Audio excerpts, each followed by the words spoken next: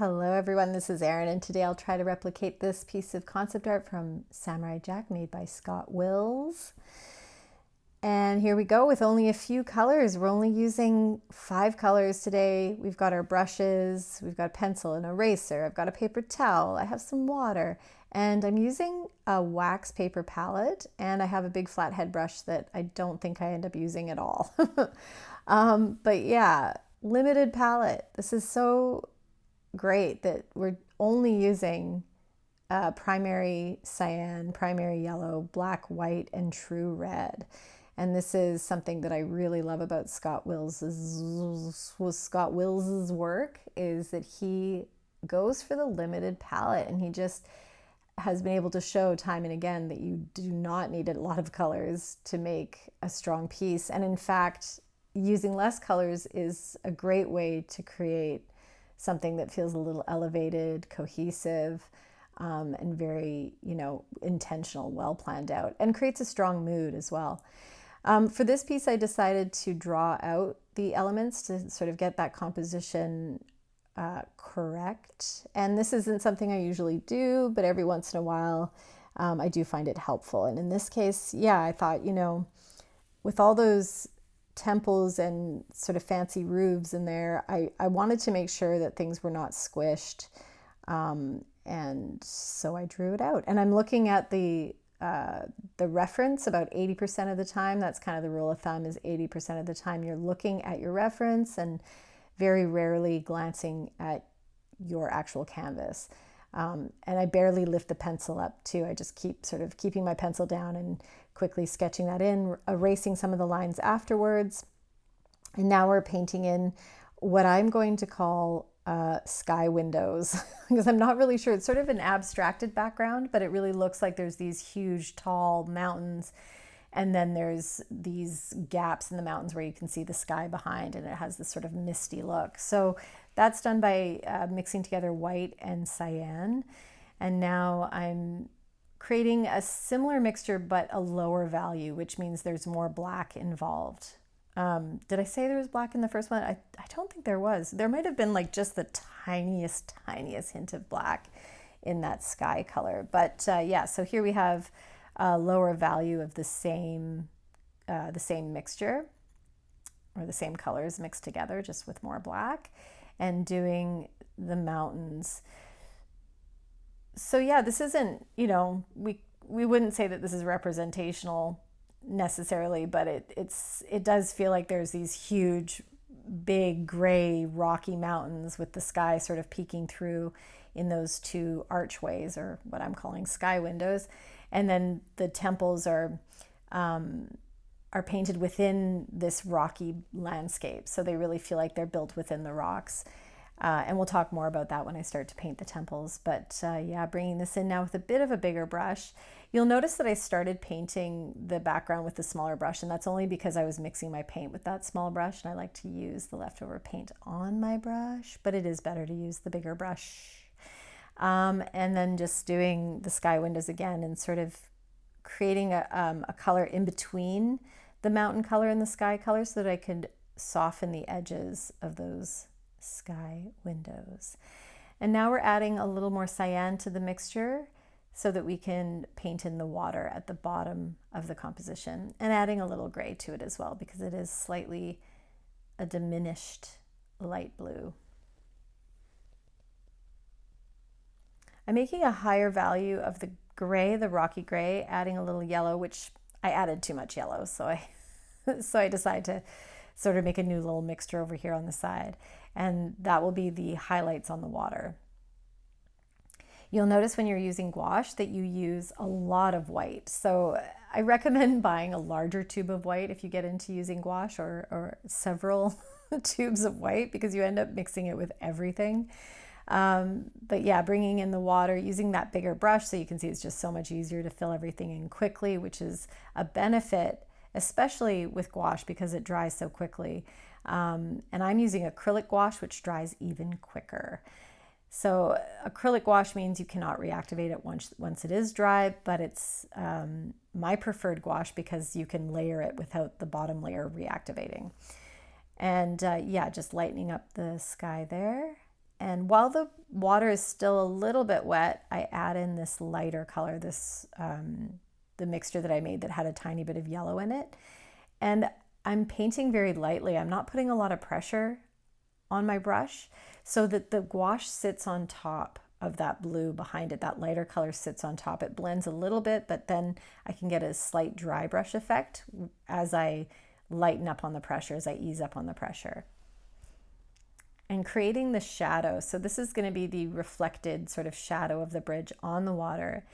And as I'm doing it, I'm thinking, ooh, it's a little too warm. It had too much red mixed in with it. So I'm adding some more of that gray, a little bit more black, which tones down the red. So basically it's a sepia sort of color. And now we're putting in the ripples. I was going to say the dapples of light, the little the little reflections of light on the water. Very pretty. It's funny how something so minor adds so much, right? Those little details. And now I'm mixing together this lighter value gray with black, yellow, and a tiny bit of cyan. You only need the smallest amount of cyan, but black and yellow makes such a great shade of green. It's a very sort of natural kind of pea green. I sometimes refer it to as exorcist green, but in this case, we're adding a little more cyan to it. And the reason that black and yellow make such a lovely green is because black is more often than not has a blue bias. So when you add a little bit of white to black and you get a gray or a little bit of yellow to black, you can start to see that blue comes out. So black and yellow make a nice green, but this time I've added a little more cyan. So it's just, it has a bit more oomph to it. Yeah, a little bit fresher of a green. If it was just yellow and black, it is more of a sort of a khaki color. Exorcist green. I mean, that's officially its name, I think, now. So here we are with the temples, and these are done in almost the same color as the sky. So because we're mixing together white, black, and cyan, which are the same colors that we used for the mountain and the sky, it creates a really lovely sort of atmospheric perspective. It feels like these temples are way, way off in the distance, built within the rocks. They're sort of almost blending into the landscape. And this is a great technique if you want to create, the feeling of objects receding into the distance, then mixing the same colors or using the same colors that you've used for your background, for that distant background, helps to give that effect. And in this case, I've added a little more water to the mix. So it is less opaque, but you can always do a second or third coat. But by adding a little more water, I get a smoother stroke. So I'm able to do those smaller sort of little spiral features on the roofs. And yeah, so that's the secret. If you want to start to paint more details, more, I guess, organic shapes, it's a good idea to add a little bit more water, and then you can always do a second or third coat. Typically with gouache, you want to add water slowly to the mix until it becomes this really nice creamy consistency. Sort of I'm going to say sensual, or like a sexy, smooth. It's like melted butter or melted ice cream. And then you can see that when I'm painting, sometimes you get these little ridges and you just smooth them out quickly, but don't overdo it. Don't keep trying to smooth out the ridges. Just maybe go across once or twice, smoothing them out, and then let that coat dry completely, and then do a second coat, and you won't be able to see the ridges typically. So yeah, gouache is really all about consistency, right? And getting the right mix of water and paint. And so I do recommend, I always say this, do swatches first until you get to the right consistency. And then it's not that hard to use. I think gouache gets this reputation of being extremely challenging, but it's really just about, after you figure out the consistency, then painting quickly and not overdoing it, and allowing things to dry before you do a second coat. Those are sort of the main things to remember. So as I paint in these buildings, I'll just talk a little bit about Scott Wills, because his process really fascinates me. The fact that he worked so small. So this piece that I'm doing here, this is the size that he would have done originally. He may have even done something slightly smaller than this. But yeah, all of his work was done on these tiny little panels using acrylic and gouache. For the most part, he would use a paintbrush or paintbrushes, but he also used airbrush and sponges for his textures. We'll talk more about that texture in a minute, because I will be doing some textured pieces. Yeah, and he did so many of these, very similar to another artist that I replicate a lot, Ivan Earle. Scott Wills was prolific with his concepts. He would just paint hundreds of these little tiny panels. Okay, so the windows. Let's talk about windows. I have two methods here. The method that I'm doing right now is painting little tiny dashes to represent the windows, and then the area in between those dashes are the window sills, or like the space in between windows, obviously. But the other method that I did above, I did these two large rectangles, which I'll then paint white stripes over to create the spaces in between the windows, which was a better method. Okay, so the second method I use of the dashes, which I'm doing here, I'm doing it because I'm being lazy and I'm trying to limit my time. But I don't like the way it looks. I should have done everything the way I did the first windows, which are these larger rectangles, which I add details to after. Anyway, we'll talk about that again when we get back to the windows, but the foliage. So here I am bringing in this darker gray. I've added more water to it so that it's a little more transparent. And what I wish I had done with this foliage, or these trees, is I wish I had taken a little bit of that background rocky mountain color and then smoothed it around the edges of the trees, because I feel like these shapes are a little too defined. In the original piece, they're blended more into the background. And so here we have a darker version of that gray, and you can also see here that it is quite watered down so that it's smooth, it goes on smooth.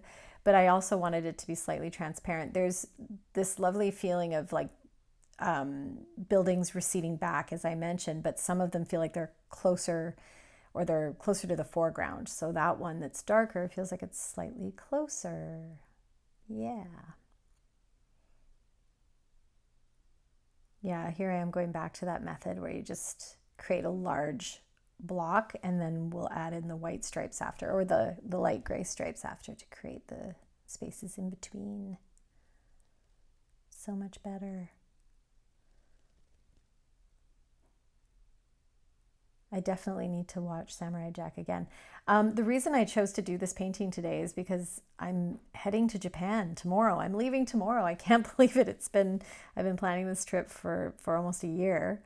Oh, here I go with the little white stripes. See, doesn't that look good? That looks cool. So much better than the dashes. Although doing little dashes for windows, it can work. It works if you're doing a large illustration of a bunch of buildings in a city and you want to do it like quickly and kind of impressionistic. It's nice to do these little dashes. Okay, now we're going to do the closer sort of bushy hills. And there's like this sort of dry brush kind of spongy effect. So I'm mixing together cyan, black and white, and I'm going to use this flathead brush, which I dry off and sort of pat off on my paper towel so that I can, there you go, so that I can get the kind of dry brushy effect, which is going to happen shortly. But yeah, going to Japan, leaving tomorrow, and it's yeah, it'll be incredible. It's basically an art trip. I'm going to paint and draw and eat food and see some really beautiful places. I'm actually going with a woman that I met through this channel, Gina, who I've become very good friends with. Hi, Gina. and we're heading to Tokyo for a few days, but then we're going to walk the Nakasendo Trail, which is this old samurai route, and then we're going to Kyoto for a week and visiting a moss garden. Oh my God, I'm so excited. So we'll be doing a ton of paintings and drawings, and I'll be posting some of that here on this channel. Yeah, but you can also follow my Instagram account where I'll be putting up, I have like 6 Instagram accounts. I'll just put them in the description below. I've got a few you can follow if you want to check out some of the art and some of the plein air that I'll be doing. Okay, so you'll see that I did the bushes with a bit of that dry brush, but then I also took a smaller brush to do some more defined dots because I wasn't feeling it. I needed some more texture there. So I used that. However, I am going to try using smaller sponges, sort of copy Scott Wills' method.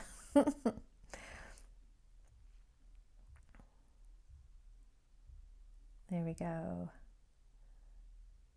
These little gestural swooshes. And now we're doing the bridge. So we have to mix together. We're making a brown. Time for a brown recipe. Actually, this is more of a brick red recipe. So not as disgusting, but okay, we've got red, we've got yellow, we've got black. Mixing together that with a little bit of water at a time. So we've got this nice melted ice cream consistency, smooth it across there, and everything starts to come together. Once I get this bridge in, things look less shabby. And yeah, I love doing these pieces. Has really helped me sort of figure out how to work in layers like this and trust the process, that things are going to look kind of rough until you start to add these elements that are in the foreground, usually sort of darker elements that kind of tie things together. And of course the roofs. So these little roofs, I had to get out my small detail brush here. I think this is a number, what does that number say? Oh, I have bad close-up vision, so I can't see, but I think it's a number 2. Little round brush here. And as always, holding my brush close to the bristles so I can get more control, adding a little bit more water to the mix so that it's smooth, and trying to get a somewhat straight line there. I'm wondering if any of you have watched Samurai Jack. Has anybody here? I mean, it's an incredible show. There were 5 seasons. Cartoon Network brought it out. And yeah, it's a gorgeous series. What else can I say? There's a lot more I want to say, but I'm going to save it because I have I'll be doing another piece somewhat soon of Aku, which was the villain in Samurai Jack, and so I'll talk more about the plot when I do that piece. But Scott Wills also worked on Star Wars Clone Wars, so I'm going to do a piece from that. And he did background art for The Road to El Dorado, Quest for Camelot, Flushed Away, Monsters vs. Aliens, all of which I have not seen. Have any of you seen any of those? Also, if you have any requests, as always, I take requests. I will be doing a SpongeBob piece soon because that was requested. And also Fantastic Planet is another one I'm doing. Yeah, I've got a lot on the list. Oh, Secret of Nim, that's another one that I'll be working on soon. Shoot, I can't wait till I start doing these once a week, which is the plan. That's the plan, once a week. Stay tuned for that. It's been a miracle that I've been able to keep up with these over the last few months because I had, yeah, this summer was way too busy for me, but I won't be doing that again. But yeah, I made it. I've survived the incredibly busy August, and now things are chilling out. Okay. So this is just, I think I'm just using straight, oh no, I'm not using straight up red. This red has just a tiny bit of white, a little bit of yellow, just to make it, yeah, I guess just slightly more orange. But yeah, I love that red. So gorgeous against the gray, how it really pops out. Yeah, this piece has this sort of rainy spring feeling to it. I love that. Speaking of weather, I did look at the weather recently, and in Kyoto this week it'll be like 30 degrees, which is, what is that? If I were, I think it's like 90 something. Anyway, it's going to be hot. Let's just say it's hot. It's really, really hot.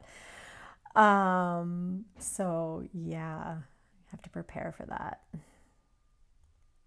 Okay, we're coming to the end of the piece here. So cool. Oh no, I have a few more details to add on to the roof here. Little swirl, little swooshy swirl. There we go. Okay, I guess it's time to sort of say thank you. I'm only sort of going to say thank you. I'm not a full thank you. No, I want to say thank you so much if you've watched this far. Yeah, I'm very grateful for everybody who's taken the time to watch these videos. And wish me luck on my trip. Let's hope I don't melt away into a puddle of sweat.